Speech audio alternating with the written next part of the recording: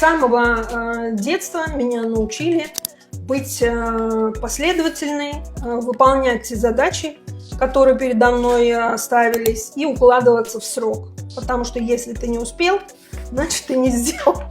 И получаешь по заслугам. Поэтому, конечно, меня научили планировать, меня научили последовательно выполнять те задачи, которые намечены. Уже сама себя я научила возможности отходить от того плана, который я составила первоначально, выбирая какой-то более короткий и более позитивный вариант.